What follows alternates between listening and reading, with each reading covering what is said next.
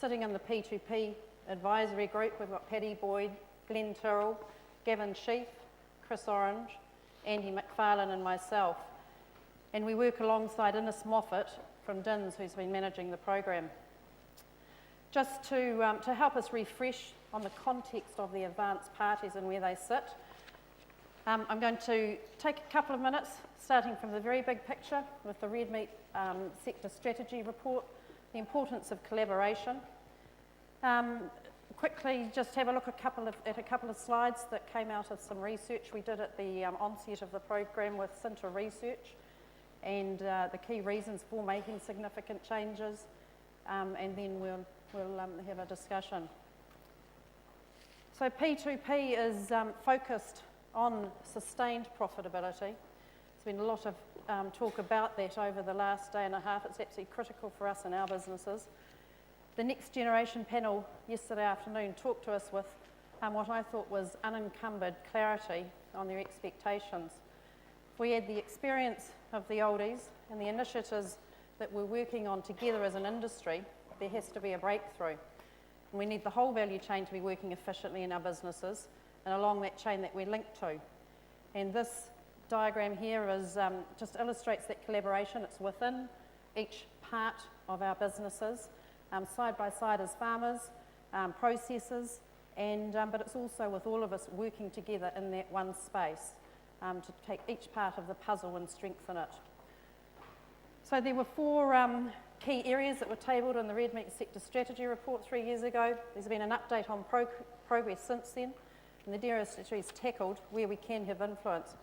In market, we've heard a lot about that this morning as well. Sector best practice, we've got a number of initiatives on farm, we've got an awful lot of information, technology, tools, science that has been sitting in the shelves, in the cupboards, and we really are looking to strengthen and make that more accessible and available to us to utilise. Informed, aligned behaviour change from the red meat sector strategy. And what this does, it's critical for us to enable this to go forwards for the implementation of the three core strategies. It takes discipline and action from all of us as stakeholders in our sector, and we all have to take responsibility. And the advanced party members have stepped up and are doing that. Efficient and aligned procurement is the fourth part. It's a bigger issue than just our industry. It's for the whole red meat sector, and it takes us as farmers to act as individuals with a strong united voice. And I think united is the key word there. There are options to do this, shareholder groups, the MIE group, and it's whatever mechanism resonates for you personally and your business. We've got a mix currently of how we are operating out there. This is a Rabobank illustration. We've got our open marketing sourcing.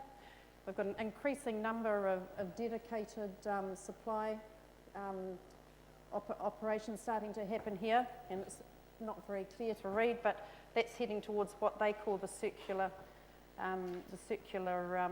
procurement space. So as farmers and being part of that dedicated supply chain, I've got a couple of questions. Do we, going forwards for this season, can we commit as a supplier and support our preferred processor this season if stock is short in market?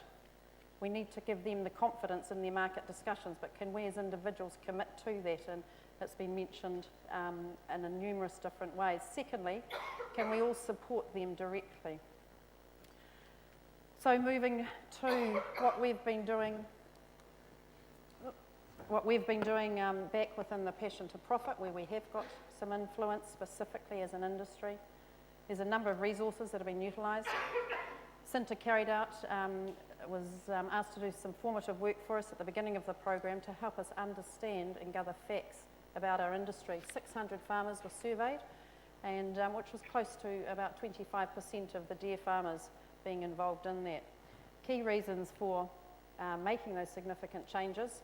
You can see the 40% there to increase productivity, Following behind at 28% was increased profitability, remain competitive. The sensitivities around this study gave us enough confidence to take this information and start feeding it into the Passion to Profit program.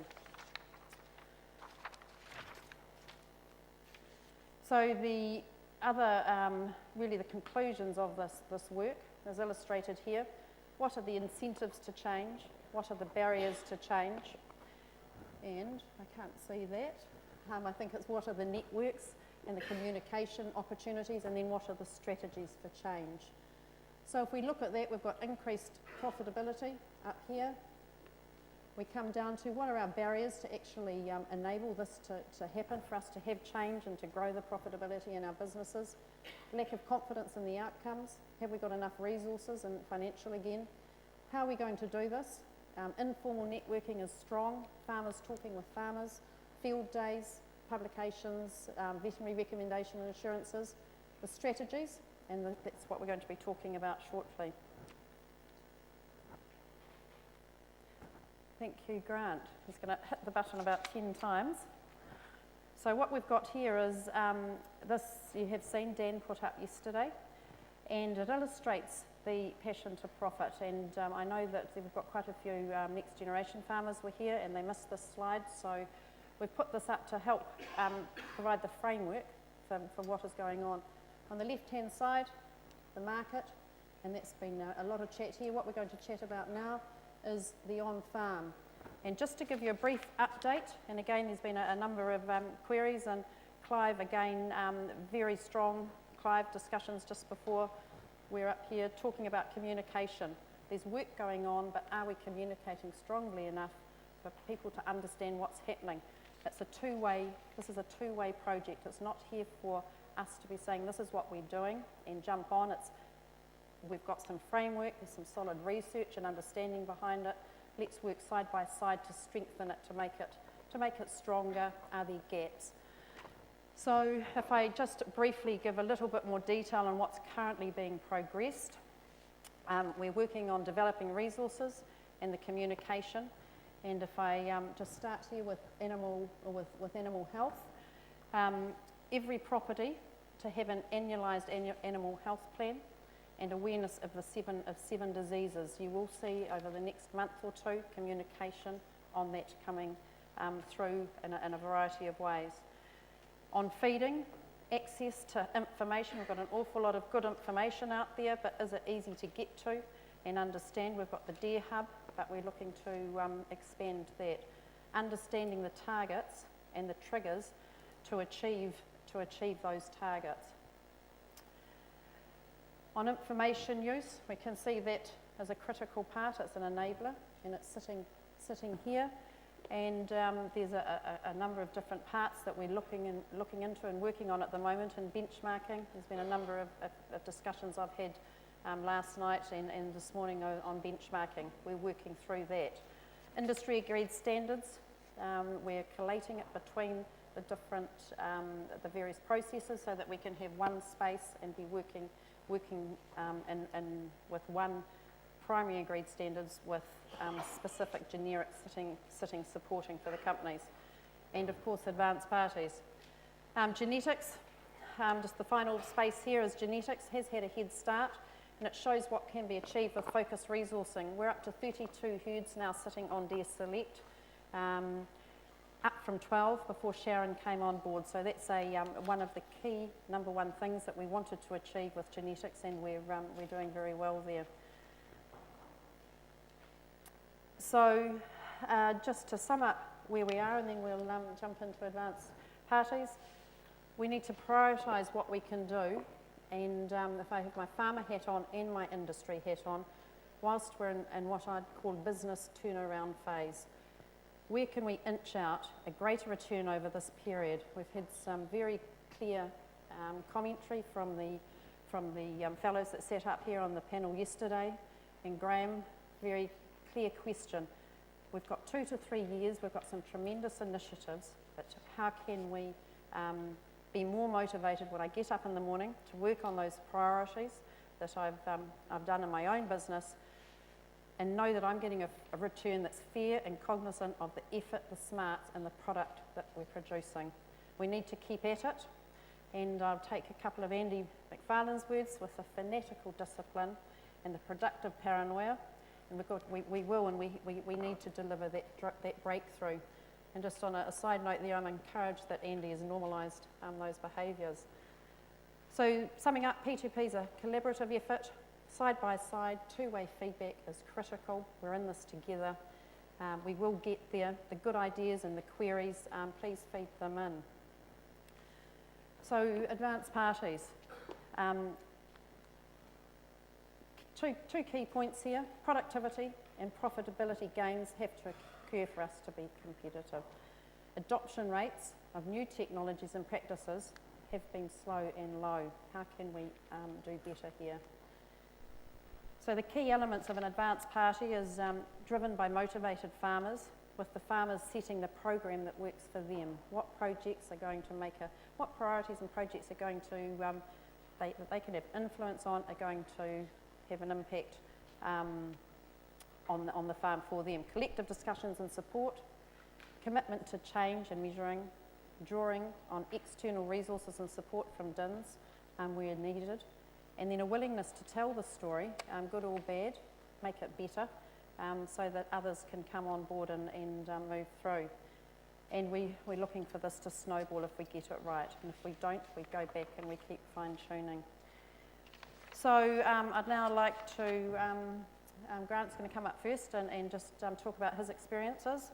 I think we're all in common agreement that we're not happy with the prices and the length of time to reach it. We're passionate about our businesses we are in. We wish to remain in the deer business, but what can we do to influence on farm and what can happen now? So Grant is a member of the Hawke's Bay Group, and I'll leave it with you, Grant. I don't think there's anything left to say. Greetings and afternoon, everyone. If I appear to have shaky hands, it's got nothing to do with nervousness. It's probably just a little bit too much blood in my alcohol system from last night. Just going to give a brief overview on how I see, and this is how I see the advanced party concept. And I think we'll get a lot of benefit out of having a bit of an open forum lately, but we'll crack on with it. The concept behind the advanced party is that they are a self-forming group of deer farmers that are willing to learn, improve, and then demonstrate to the wider deer farming community. The idea is to utilise a passionate group of farmers as a fresh set of eyes and pull their different skill sets to recognise constraints within our farming systems and use that pool of expertise to mitigate problems and increase the bottom lines of our businesses. Probably would have been a lot easier if I just said make more profitable and improve. But the big difference between advanced parties and discussion groups is the next stage of sharing those stories and that knowledge gained with the wider deer industry through media. This includes the success stories along with the failures and the flaws. If this last stage of information distribution fails, then the concept of advanced parties has failed. Therefore, if you want to be part of an advanced party, you have to be willing to collect a bit of data that is relevant to your target area of gain and share that data with your group and beyond. This doesn't mean copious amounts of recording and screeds of paperwork. I believe that if you have recognised an area within your business that you wish to improve, then you'll happily undertake the recording to improve that area. These areas, I believe, though, have to be something the individual wishes to pursue themselves, otherwise you will never get the participants fully engaged. There is a common misconception that you have to own the flashiest set of three-way drafting scales out there and measure your pasture all the time. Sure, if these tools are going to help you achieve the gain in your focused area, and more importantly document that gain, yes, they may well be necessary. But your area of focus may be with genetics and recognising downlines and velvet. It's up to you what you want to achieve. In my eyes, the important thing is lifting profitability. In Hawke's Bay, we have a party of 8 participants plus their partners and staff. The one thing that became quite relevant in our first meeting was it's a really great way to engage the partners and staff and give them a little bit of ownership into the business, which has been sort of brought about by a few of the other speakers that we've heard from over the last couple of days, because they can then take a little bit of ownership in some of the action points that are put forward and taking the business forward. Roo Gaddam is our chairman of our advanced party, and he was our delegate that the Hawke's Bay sent down to Wanaka, Queenstown last year for the Next Generation program, so he's taken a step up and taken a bit of ownership, which is great. When we first sat down with Amy and Innes, we brainstormed ideas of our operations and where we wanted to see improvement in them. Even though we had 8 different farms with differing geographical and climatic aspects, we started to see common threads within our groups and topics popping up. Some of these areas of interest were weight loss in stags over autumn, feeding rising 2-year-olds at pinch periods and the effect on lifetime performance, venison running within velvet running within a venison system, improving weaner growth rates, and improving velvet production through DNAing hinds and cost benefit and use of that data. The next plan was to set up a calendar to get around all the farms in the group. We want to get around all the farms by the end of the first year, and we've tried to pick dates and timings that suit the areas of focus for those farms. To date, we have visited 1 property, and from that day we have compiled a list of positives of those farms and aspects for possible change. The next step was to agree on various action points for that farm to put into place and work towards improving these areas of focus. These action points were all given appropriate timelines. The important thing about visiting the properties was the particular property was made up of 3 different farms that range from intensive flat through to vastly extensive hill country. And it's not until you see some of these physical constraints that you realise that the constraints they face and it starts to build a bigger picture. One of the main observations was of the day was that simplifying and tinkering with management systems within these 3 properties could be some of the low-hanging fruit and get some easy runs on the board. The ongoing year after Plan 1 is to revisit all the properties, assess the action points and build on the plan moving forward, while all the time reporting the findings and stories along the way. Now, these advanced parties are a work in progress. There's no rule book. I think the important thing is that we get some usable information distributing through the industry and hopefully create an infectious model that gets people wanting to start their own groups. Thank you.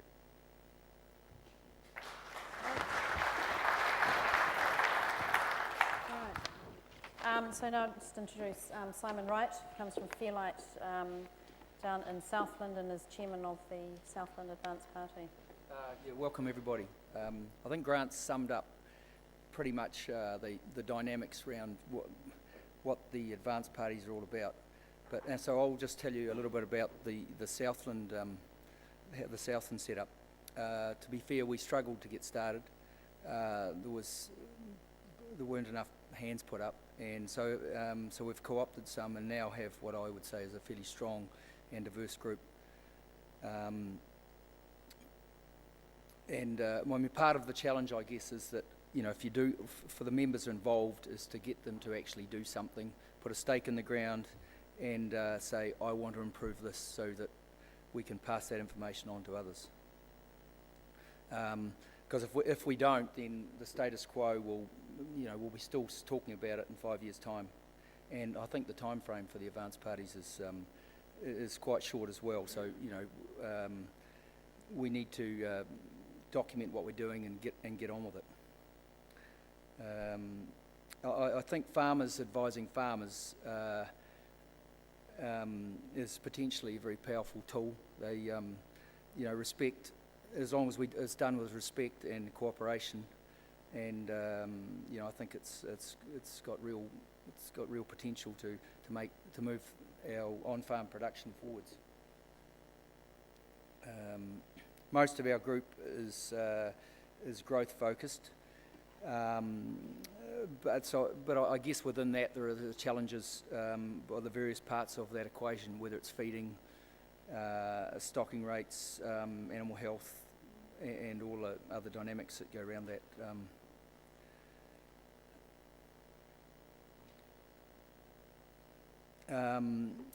I think in some cases farmers, depending on how complex they want to change, or how if they're a bit reserved about changing, we might need some ongoing support for those farmers, a more professional manner, I guess, and that's where the facilitators and or outside expertise might better come in and just put some nuts and bolts on the table to make it look like it's a goer. And we need those sort of people to challenge the system or challenge their own system to improve profitability. I believe we've got, the industry's got all the tools, there's the genetics, all the tools are there in front of us, we just need to use them. I mean, the production, on-farm production, in my opinion, has a lot of potential.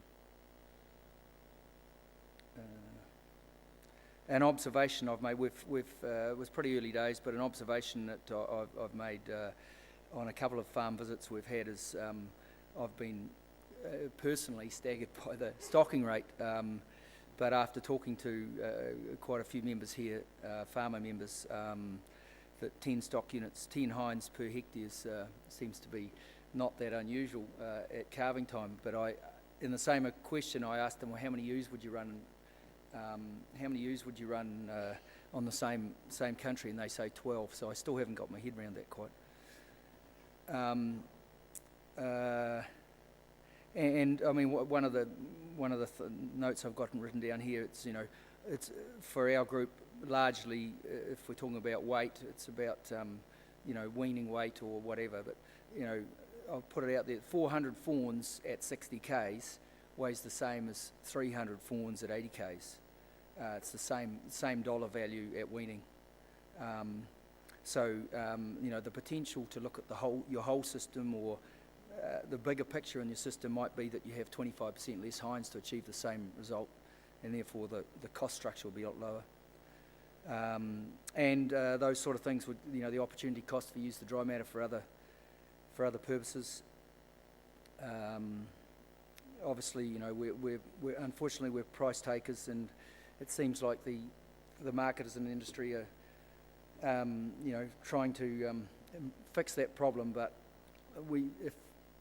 if we can get some satisfaction out of increasing our production at the farm gate, well, it'll keep a lot more of us in the industry. And there's plenty of challenges. There's plenty of room to move. So don't be afraid to have a go.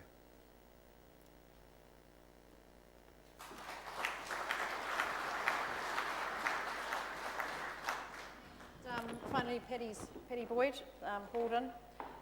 Patty's actually sits on the P2P Advisory Group and is also a member of the McKenzie Group. And Patty, I think you can talk more broadly on communication as well as your involvement. Yep. Okay. Firstly, I should explain I'm standing in for Ross Stevens, as you would have seen on the second slide. So I'm a different person, but that's okay. I only got told that this morning, so I made a few notes to go together here while I was sitting here this morning. Not that I wasn't paying attention to every one of the speakers, I can assure you I was. But firstly, I think Ross's role initially was to explain what he was getting out of Focus Farms, and I've been a part of that group and gone to some of his field days, and I think I can speak for Ross. He was wanting to make his operation sustainable and profitable, and he used the Focus Farms and the committee that were helping run the thing to actually prove to him that they were both that. I think is where his aim was going. My role, as Mandy just explained, what has been on the P2P Advisory Group, and then producing the advanced parties that are going forward. But I feel it's prudent to point out that the advanced parties is just one of the many producer-based things that are based around getting good communication, and that's why I think Ross was rolled in on the Focus Farms. It's another one. It hasn't been moved on from. I think the Focus Farms are still continuing and will continue. They play an important part. There's still going to be regional field days. There's still media publications. It's all about good forms of communication transfer, and it's all valuable in their own form.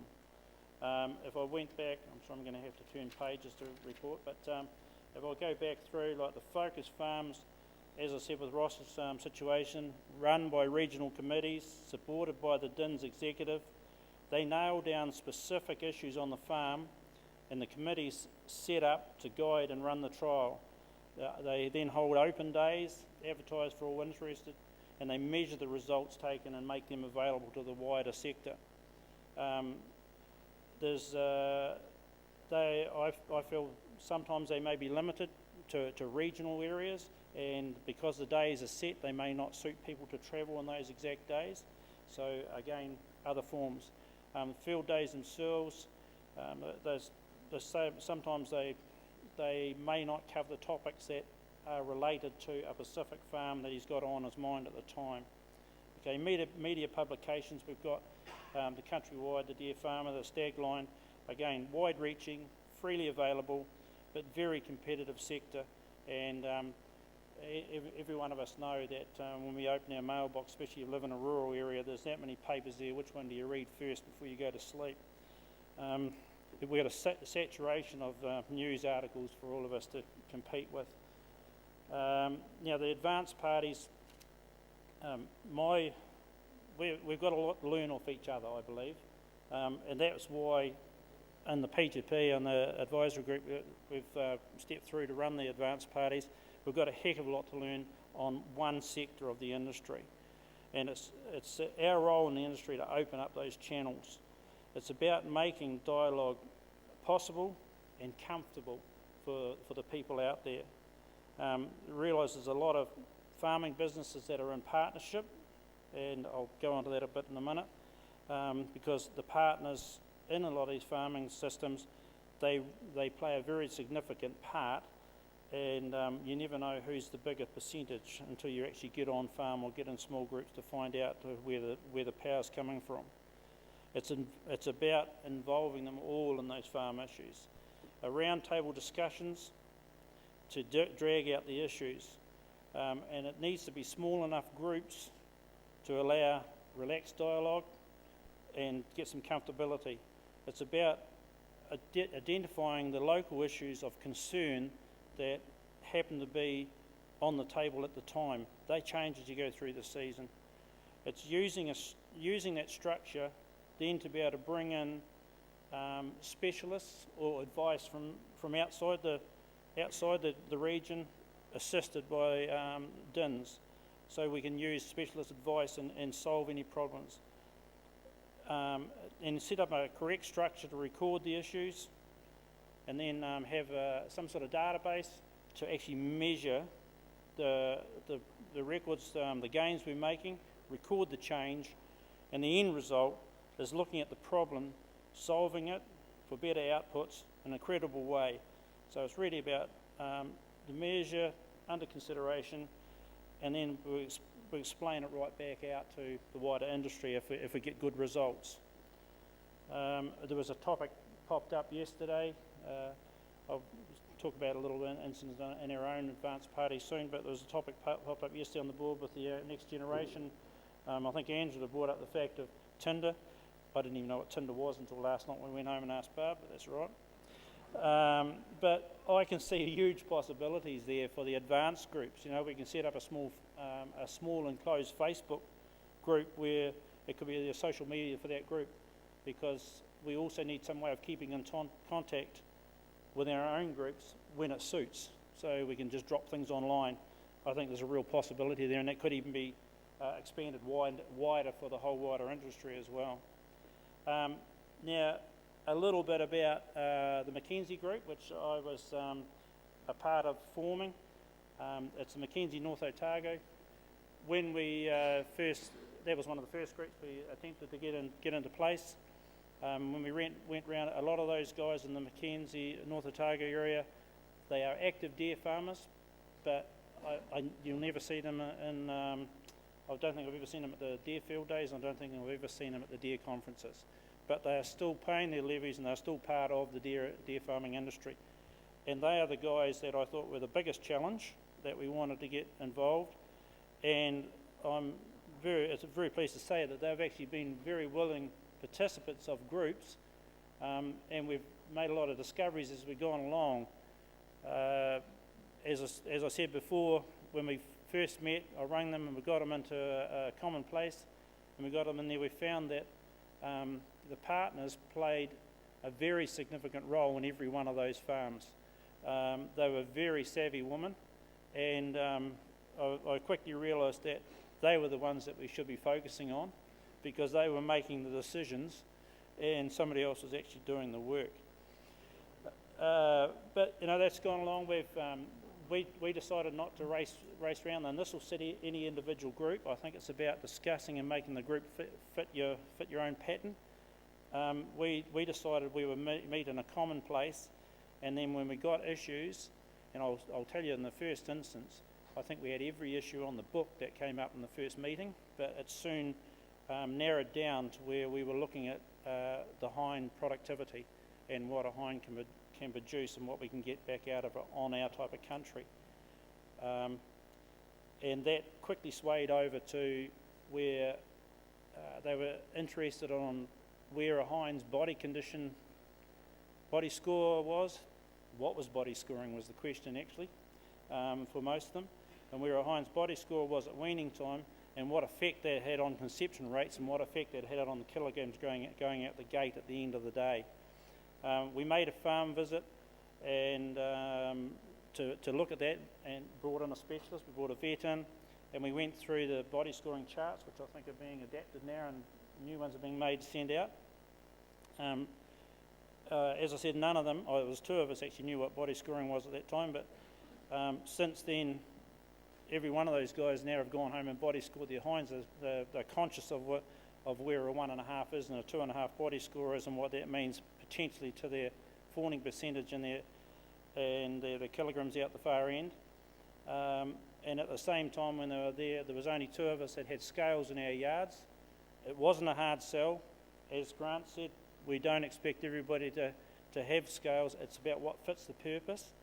But when we spent that first day in a set of yards, and we were working around looking at the body scoring and looking at, I drafted off a line of very poor hinds for them to look at, and then we weighed them and looked at the weights compared to body scores. Every one of those guys had rung within about a week saying, which scales do I buy to put into the farm? So it is about getting that communication going, and it's about being comfortable with what you see and how you can adapt it in your own situation. There's a lot of ground to be made, but I reiterate what Mandy was saying. We can do as much as we can on farm, but I still want to see something coming back out of the market. I'm afraid I'm just not comfortable pushing away from the bottom end all the time.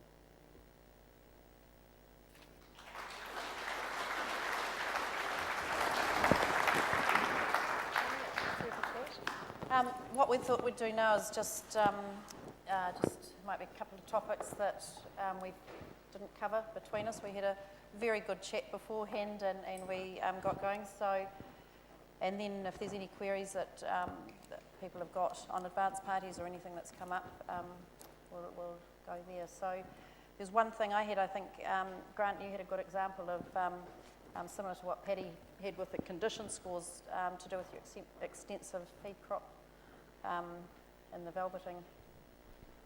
With your velveters. It's mainly an example of how the practice change does happen within our deer farming community, and it wasn't through our advance parties as such. It's happened over a period of years. But about 5 years ago, when velvet was probably $60 a kilo, I decided I haven't got a flat paddock on the farm, and that I was going to start some hill country cropping and try and lift the performance of my velvet output and my whole operation. And it's a pretty costly structure to do so, with there's a chopper involved in everything you do. And I got confronted a fair bit of criticism and flack along the way, and got a bit of stick from my fellow deer farming colleagues in the area.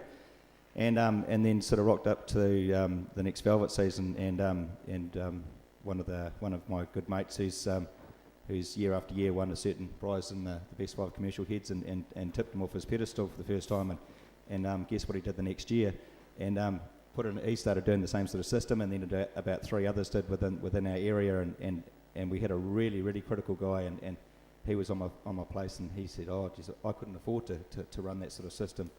And I said, well, I sort of can't afford not to now, and it took probably 3 or 4 years, and then he rang me up last November, and he said, what do I do?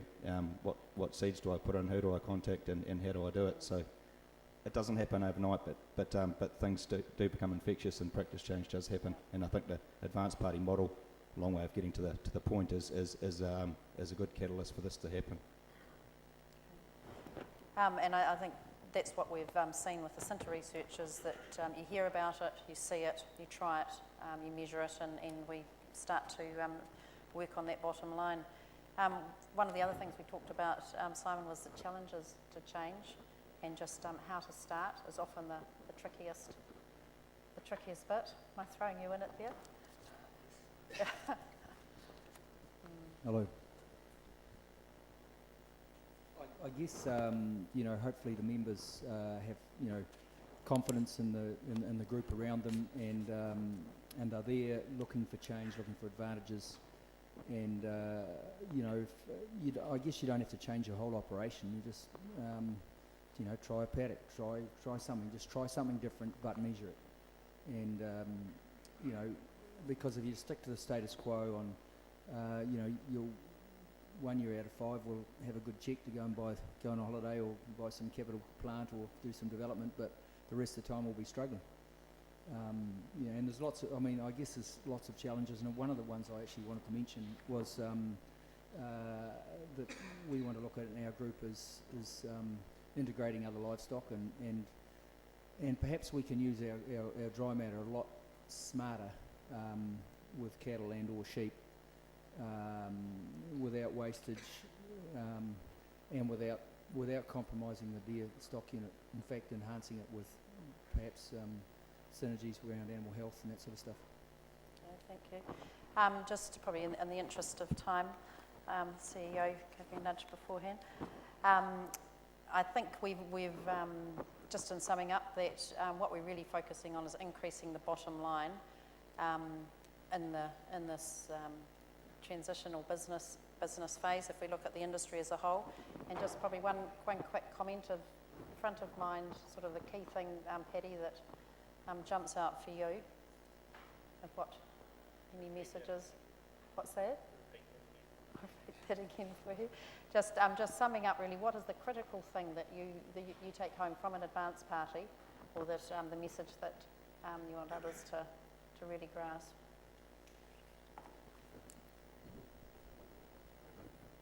I don't know about the critical thing, I think, but one of the main concepts of that drives an advance party is I think we're all very competitive in farming, especially in deer, and we actually all strive to be the best at what we do and what we can do with what we've got on hand. But if we're working within local groups, that helps us to actually learn those methods. Thank you. So just if are there any questions, any comments? I think the main thing is that it is a work in progress. If we get to a point and something doesn't work, it's to actually not stop there, it's to pull back, ask the questions, come around the side, but very much working alongside. Good. Well, thank you very much, and just really to reiterate, if anybody is interested in any parts of this, interested in learning more about advanced parties, Amy's our key person. She's been amazing at working with everybody and pulling them together. So doors always open, and we look forward to coming back next year with some real information and some real stories of how people have worked on in their business and on their bottom lines. Great. Thank you. Paddy? Yeah, I don't want it to go from year to year, and I really do feel like we're probably the furthest, and we're into our 4th meeting, and we are gathering some hard data from within our McKenzie North Otago. One grants into his 1st or 2nd meeting. I don't know where Simon is, but they are making quite good progress, and we are requesting the guys to actually start gathering some information and to put it down and record it and measure it, so it can actually be gathered. And I'm really looking forward to about next year, not myself, but somebody put up some data from some of those advanced party groups and show what changes happened and what value they can put against it. But that will be real data. Yep, I'll look forward to it. So thank you, Grant, Simon, Paddy. Excellent.